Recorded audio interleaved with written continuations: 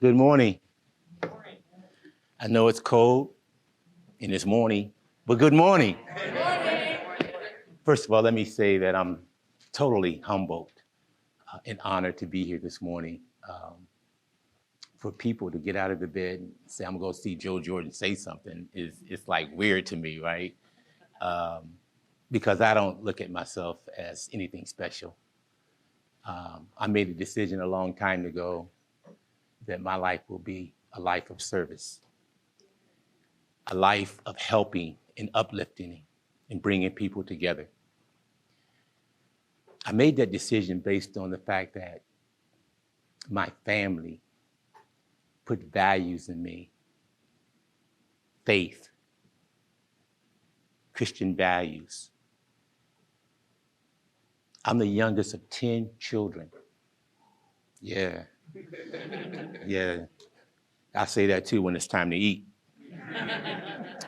6 older brothers, and they all much bigger than me. So I always accuse them of not feeding me and taking my food. 3 sisters.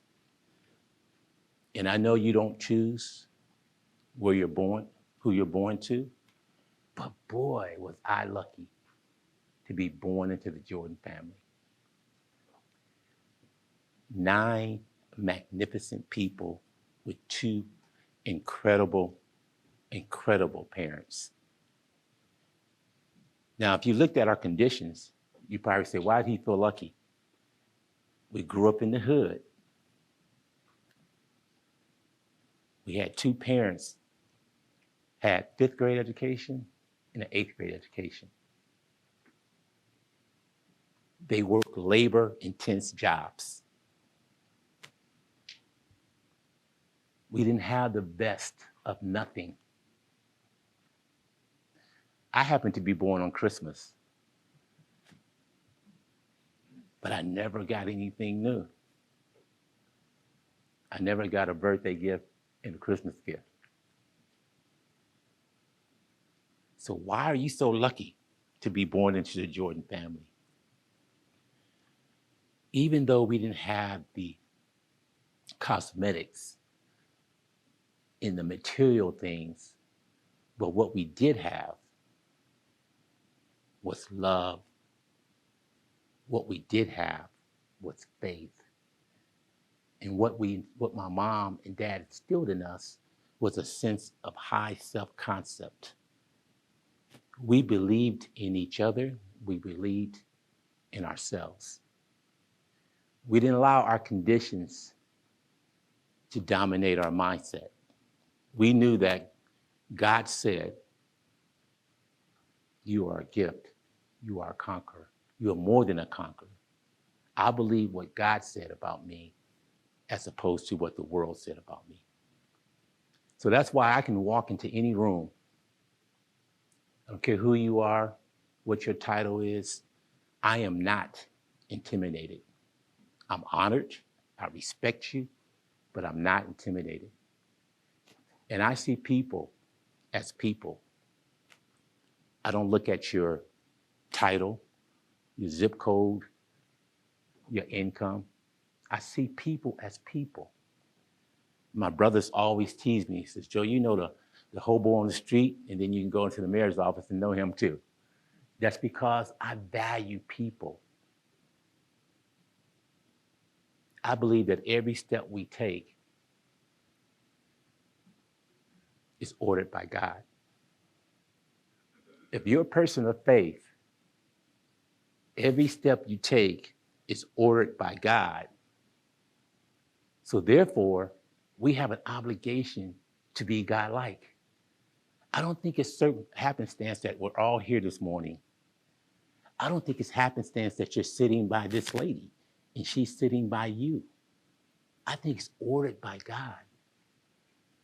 So if we can keep that mindset as we go through life, if we can keep that mindset, we will start valuing people at a different level.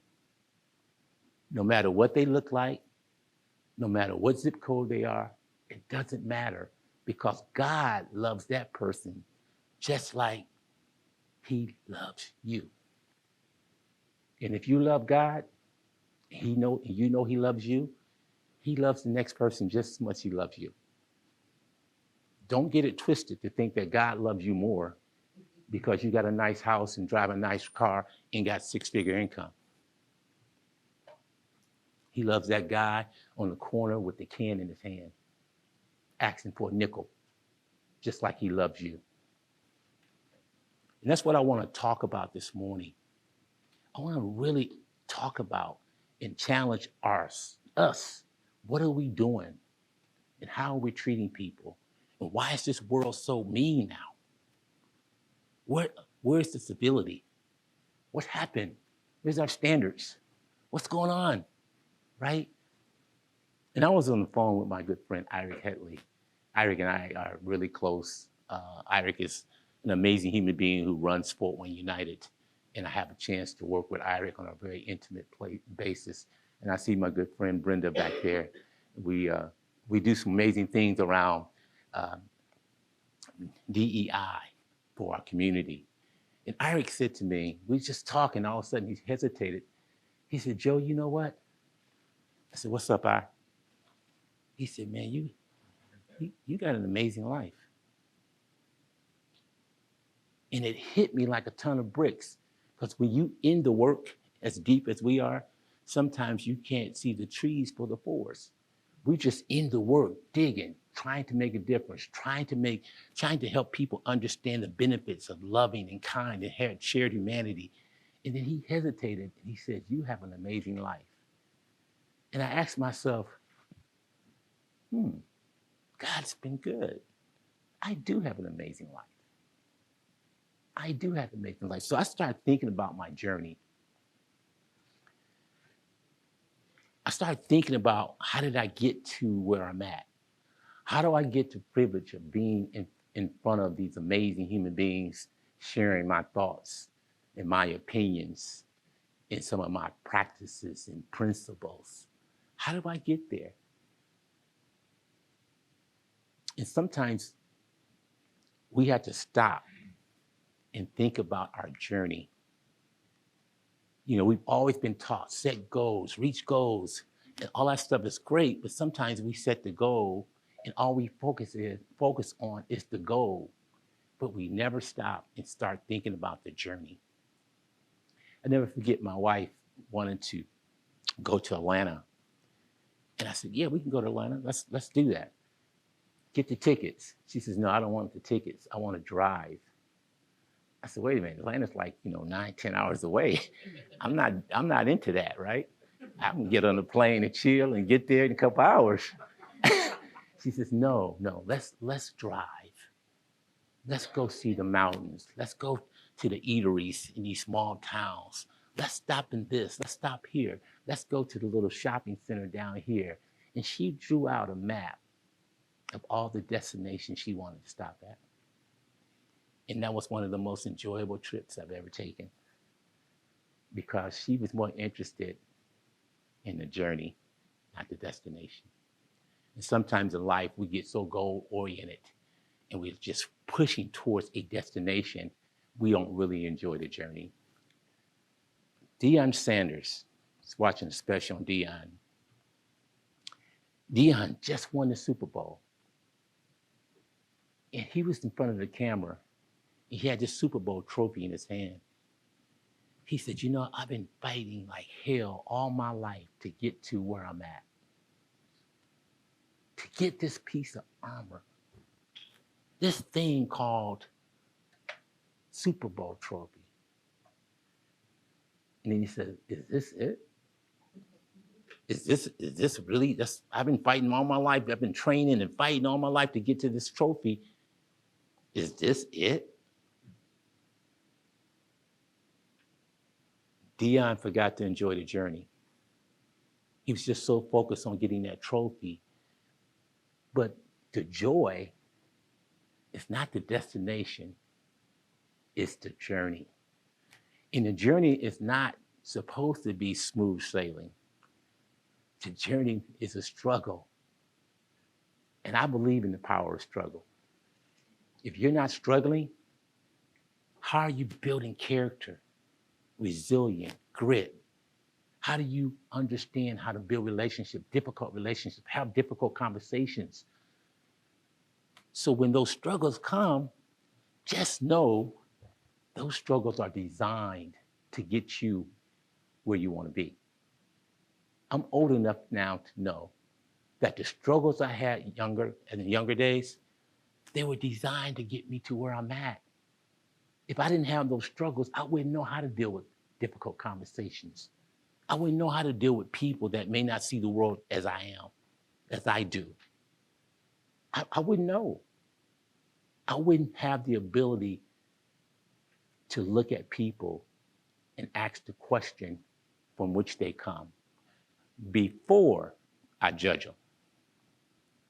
Before I judge them. I work at this amazing organization called the Boys and Girls Club. And I'm a member of this national movement called the Boys and Girls Club of America. Millions of children being impacted every single day. I am so honored to be in the space that I'm in. When I tell you, when I walk through those doors, in the joy that brings my spirit just illuminates. Because I recognize, and I will never forget, that I have an opportunity to impact lives every single day. And being in leadership is an awesome privilege, but it's also a hell of a responsibility. A lot of people want to be leaders until they get there. Rob know what I'm talking about. Leadership is not a game. If you can't tolerate being second guessed, if you can't tolerate being judged all the time, you can't tolerate being misinterpreted, sometimes even lied on, if you can't tolerate not being liked, then leadership is not for you. It's just not. And if you want to be a leader because you want some type of power, well, you be careful. See, I didn't say I wanted to be a CEO. All I wanted to do was serve people. I happened to rise to the level of being a CEO. And I don't take that for granted. And the most important thing you can do as a leader is influence your culture. It's about culture. What does your organization stand for? How do you treat people when they walk in your doors? Is it inviting? Is it homogeneous? And then the person who's not there, who may not look like the workforce, get treated differently? And if you're the leader, if you a leader, that's a problem. That's a reflection of you. Because you have that responsibility to set that culture. See, everybody wants the fame and I'm a leader, or oh, I'm this. But when leadership's tough. How many of you guys are leading? How many of you guys think it's easy? How many of you guys think it's, when you thought about being a leader, is it like what you thought?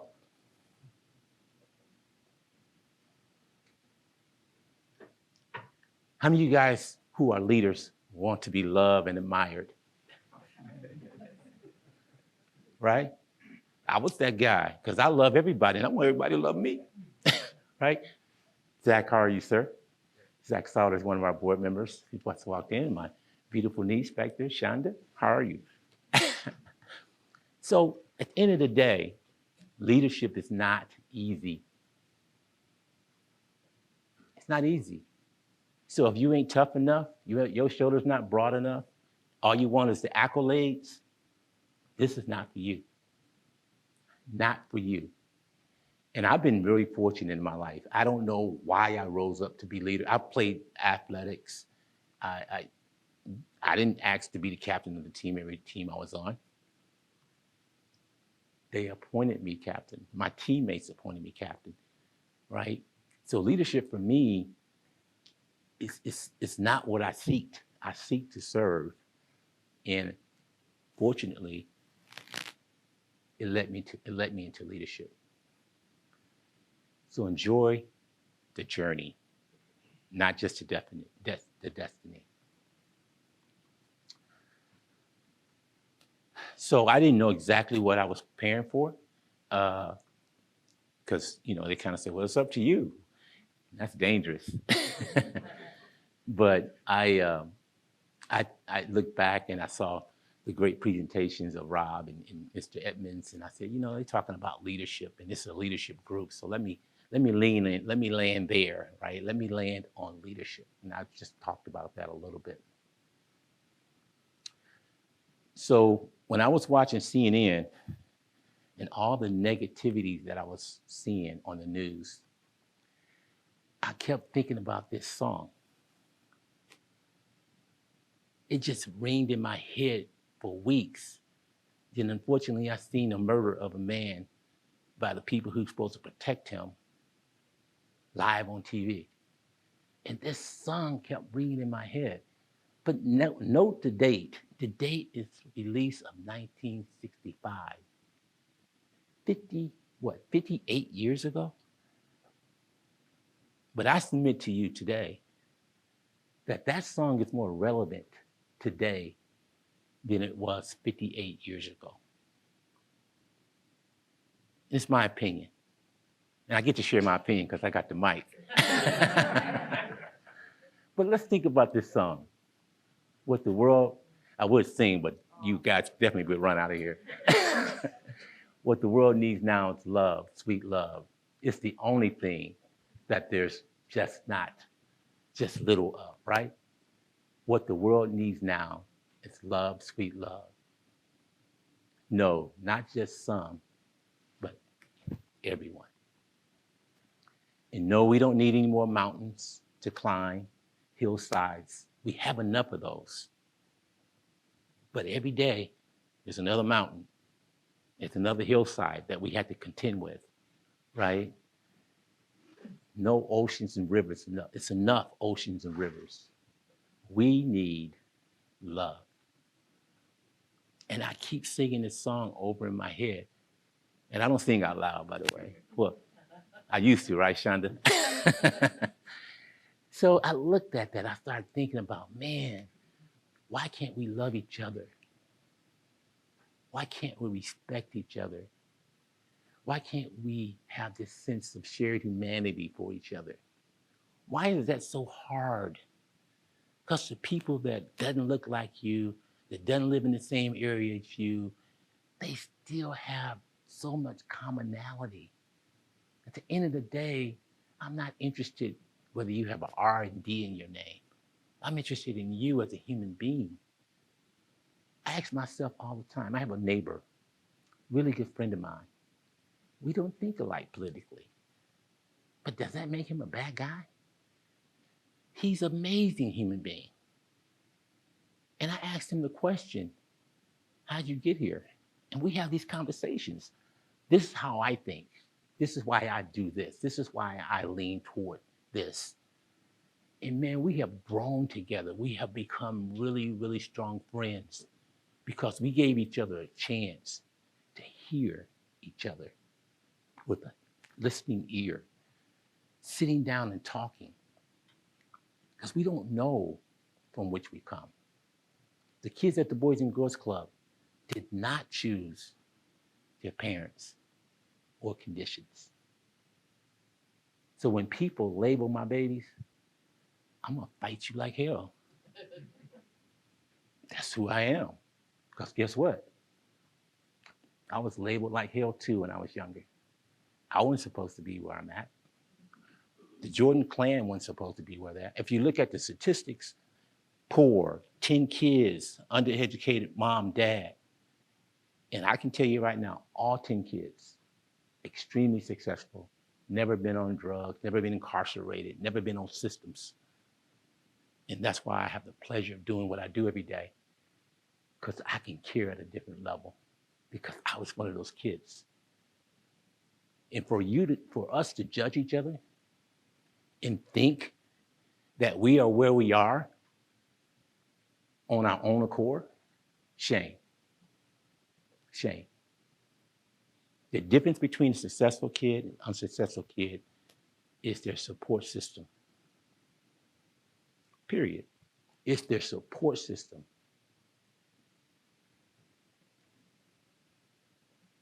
Ten kids, productive. My nieces, my son, my nephews, never seen poverty. They've never seen poverty because the 10 kids did what they're supposed to do, took advantage of opportunities, didn't allow the world to say, you're not going to be anything.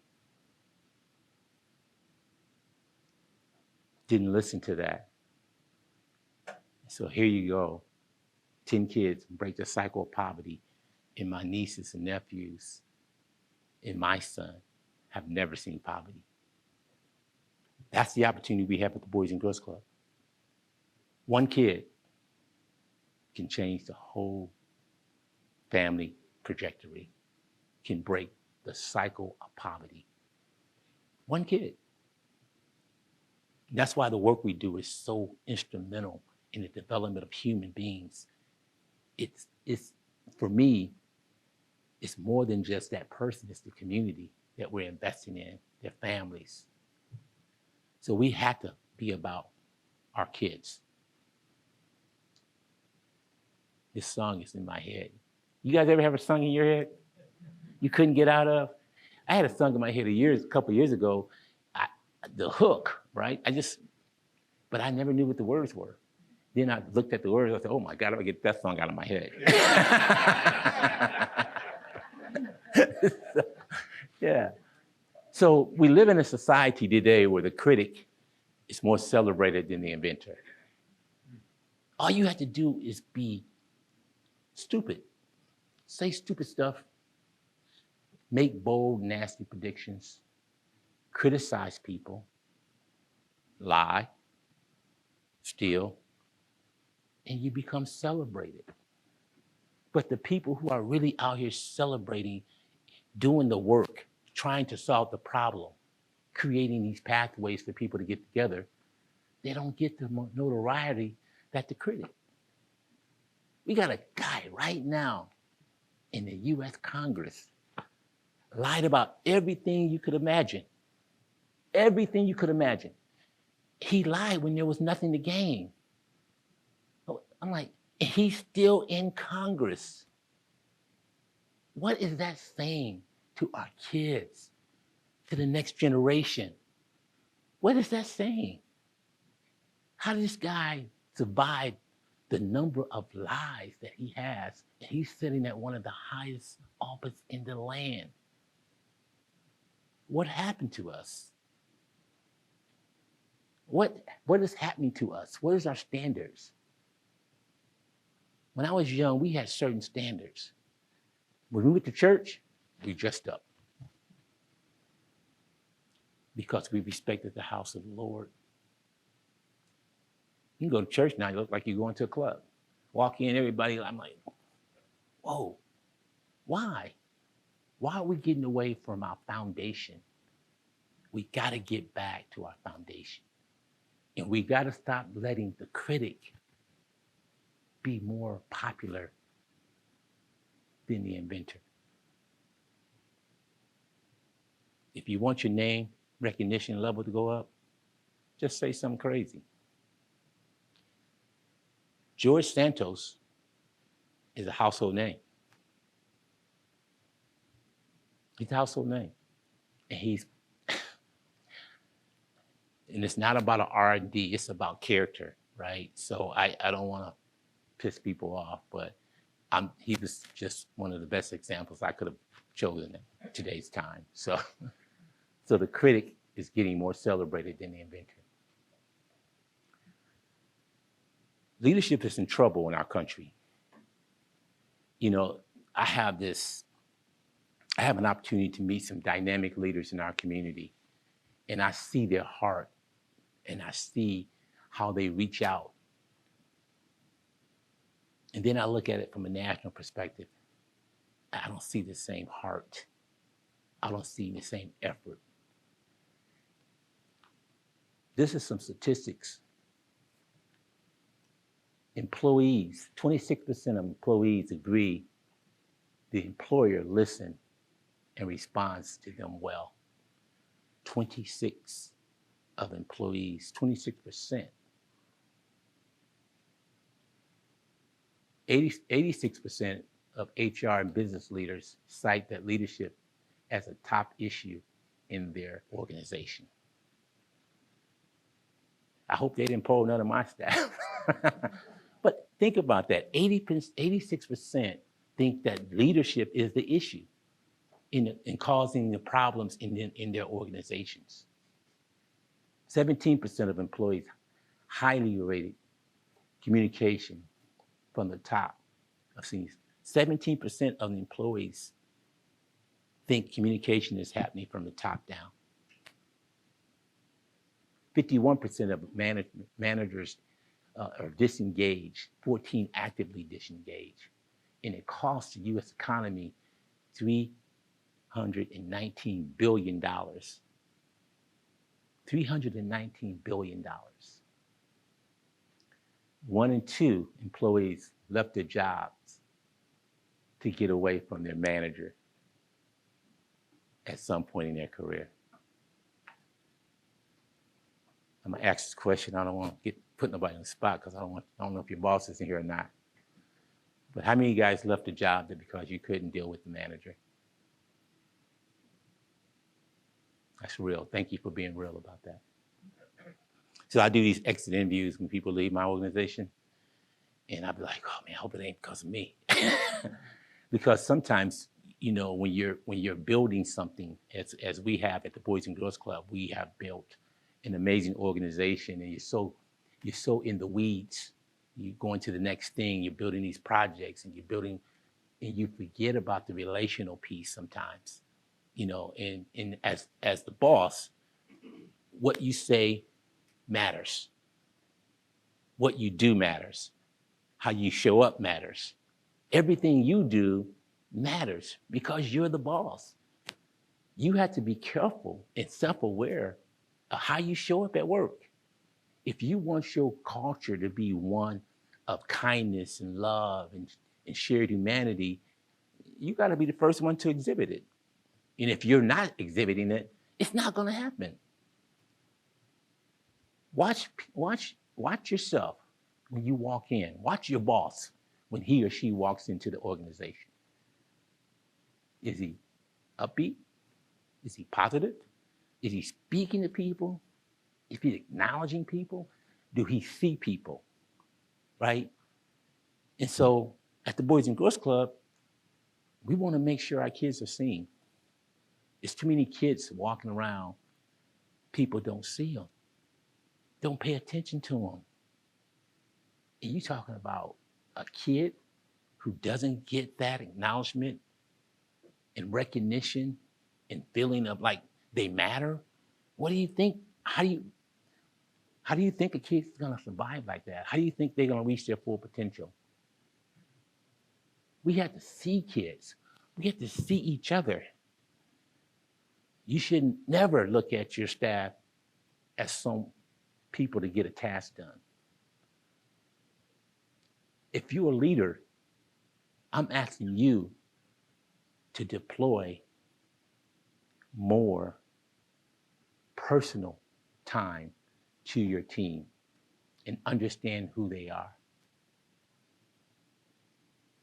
If you don't understand, particularly the people that reports directly to you, you don't understand their personal lives and what's going on, and if your staff is having some personal issues and they can't come to you, that's a problem.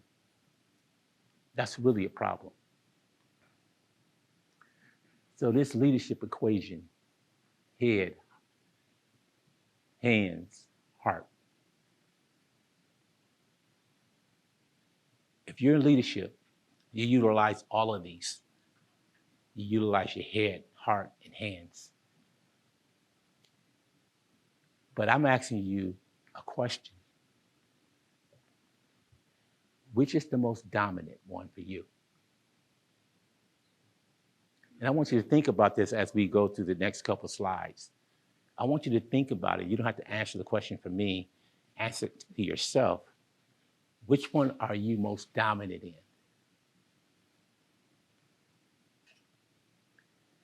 The head's normally a visionary, right?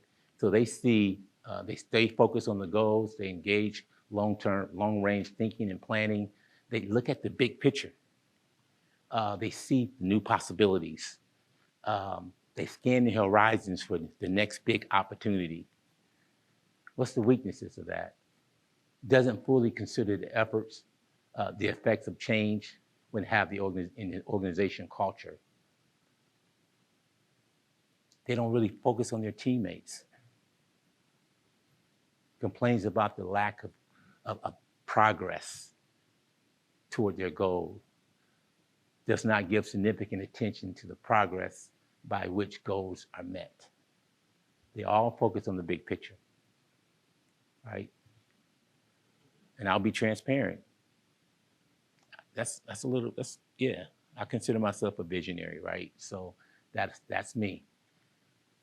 The coach, the heart, encourage people to join in discussions and decisions, steps in to resolve process problems such as conflict, listens to all point of view,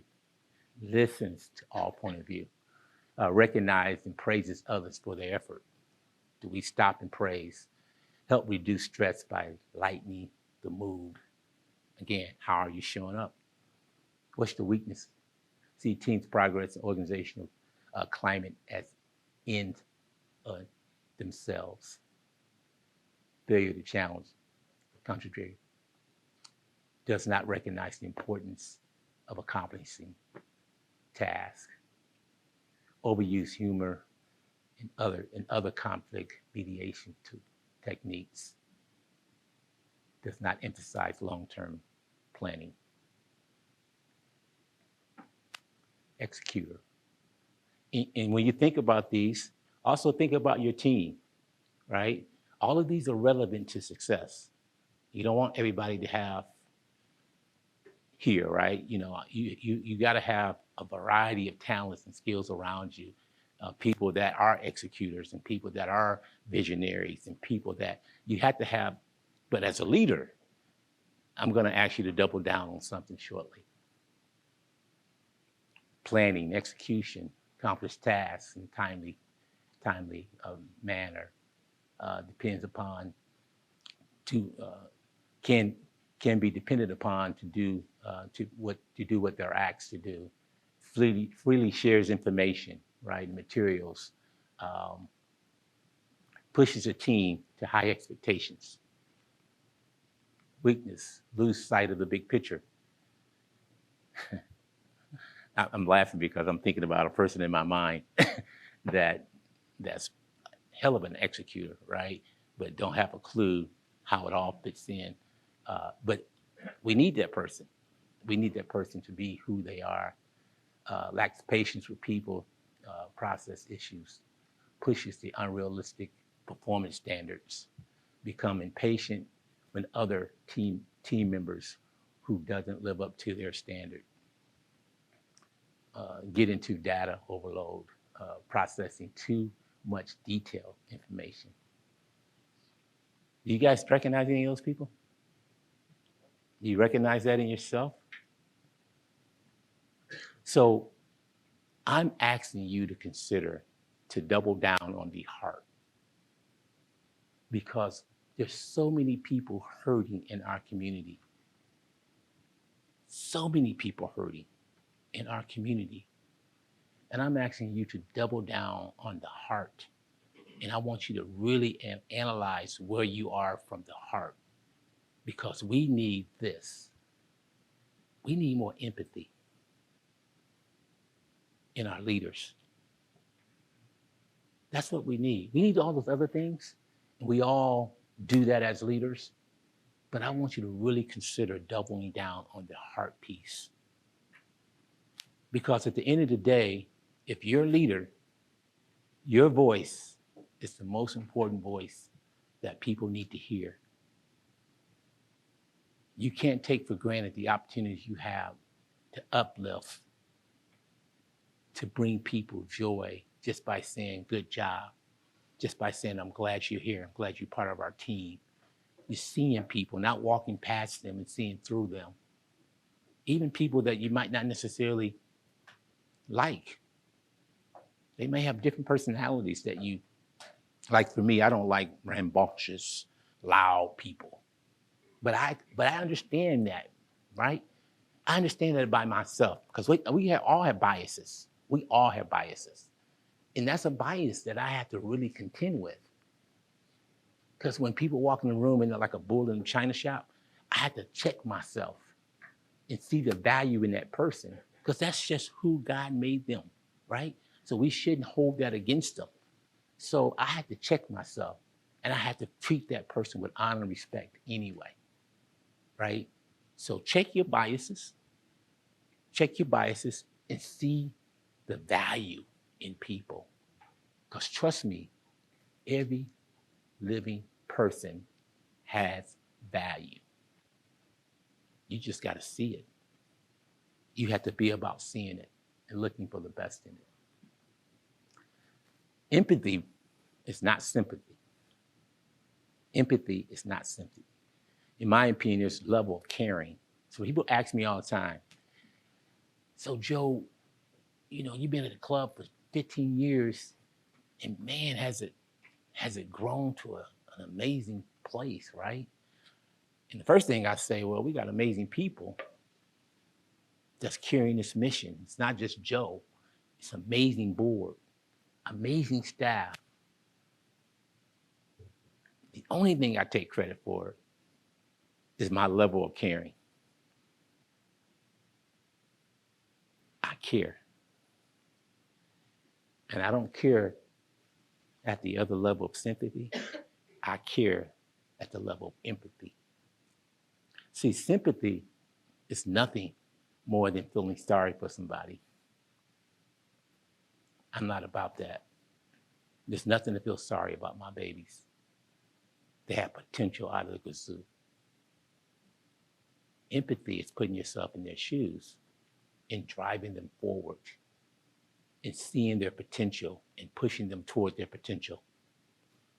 That's what empathy is about. Just told you, right? Ability to understand and share another person's feelings. If those 5 officers had empathy, they would have never beat the man to death. They separated themselves from that human being.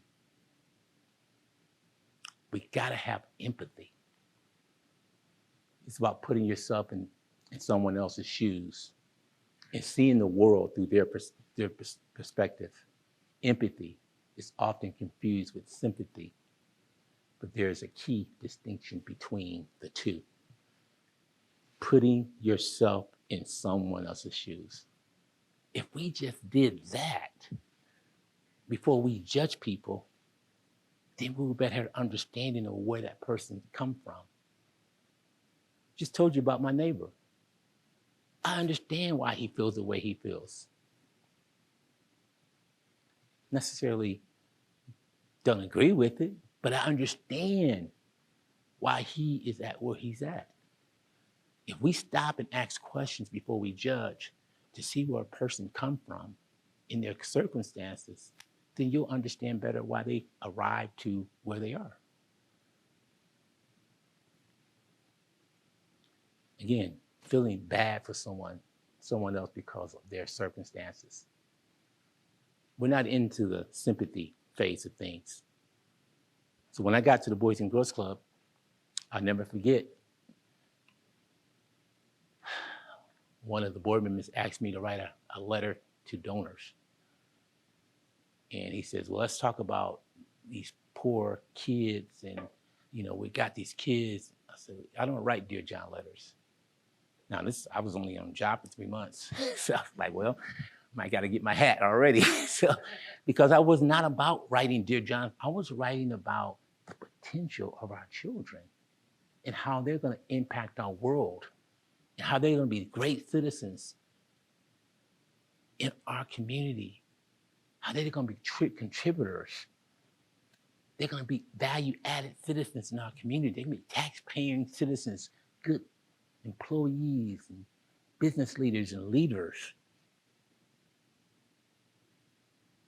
Don't sell people short.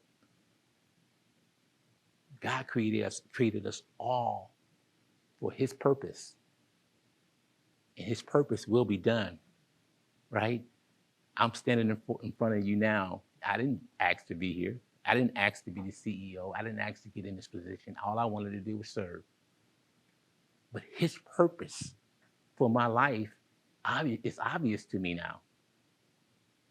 It's obvious to me. And that's why I'm in this position, and I will fight like hell to make sure that I do the best I can for those kids in this community that I happen to love.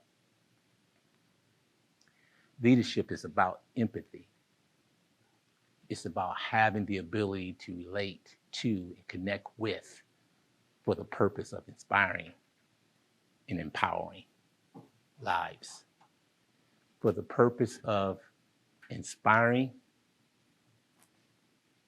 and empowering. Don't have empathy to use people or to manipulate people, because that's not empathy. That's trickery. To inspire and empowering. Your empathy should always be about the other person, right? It should be about the other person. It shouldn't be about your objective to get something done or manipulate people. It's about the other person. How do you get more out of the other person so they can have a better self-esteem about themselves, so they can reach their full potential? That's really what it's about. And it does matter. It matters.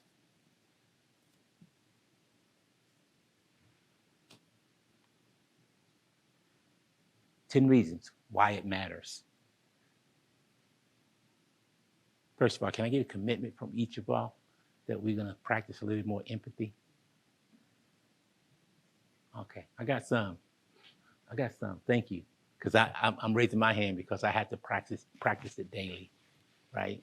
Every situation is not homogeneous. It's not comfortable. And I have to practice and remind myself that I had to have the same level of empathy. Empathetic leadership. See, it helps with building trust. It promotes happiness.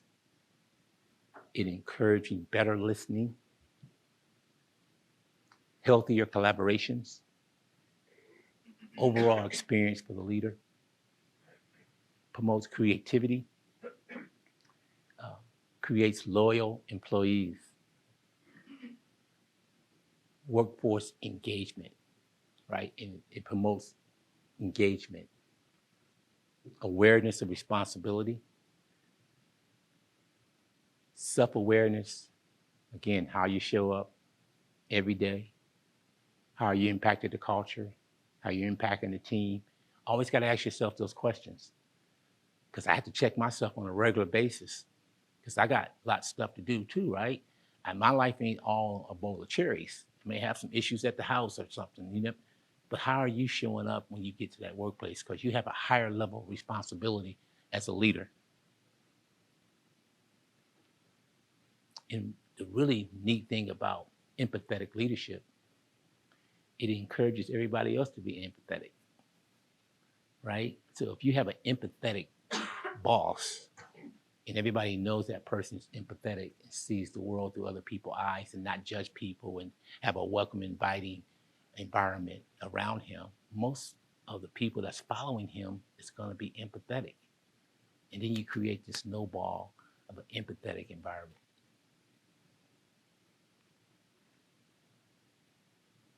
Any questions?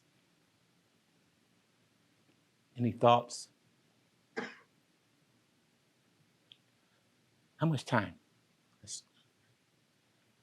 2 minutes? Oh, jeez. Okay, so I'm gonna go through this then. It's really, I wanted to really talk about the power of vulnerability. If you're a leader and you can't be vulnerable, you shouldn't be a leader, right? If you're so insecure that you can't be vulnerable, you shouldn't be a leader, right? You don't want to be the smartest guy in the room. You want people smarter than you in the room, right? And if you're good at something, be good at that. But if you're not, get some help, right? Don't be so caught up on yourself that you think you got to be the smartest person in the room. And if you're a leader, if you don't practice vulnerability, I promise you, it will come back to hunt you. And you really shouldn't be in the room. If that's how your ego is set up, you should not be a leader. Listening, really listening, right? Really stopping and looking people in the eye and say, I'm feeling you. I understand where you are, right? Even if it's one of the craziest employees that always got this theory about somebody doing something to them, right? You got to stop and listen as a leader. Mindfulness, right? Again, self-awareness, right? That I can't overemphasize that. Who are you? How are you showing up? What messages, nonverbal messages you're giving your team and your environment? And I won't get into that because I just wanted to show you a few people that I consider empathetic leaders. Steve Jobs, follow your heart. Nelson Mandela, who gave his life up. My man, Albert Einstein, right? Empathy, patiently, sincerely seeing the world through others' eyes, right? Mahatma Gandhi, Abraham Lincoln, and of course, Martin Luther King, right?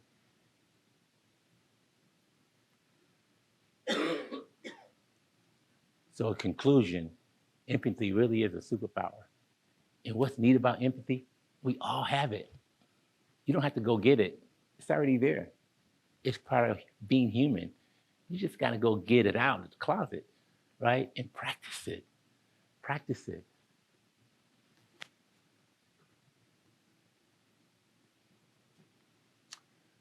So go be superheroes. Go be a superhero. And I've learned that what you give, you get. My life is a shining example of it. If you give love, you receive love. And you receive more than you give. So whatever you're doing, talking to a friend, he says, man, I keep attracting these people that's, kind of negative. I said, you may not want to hear this.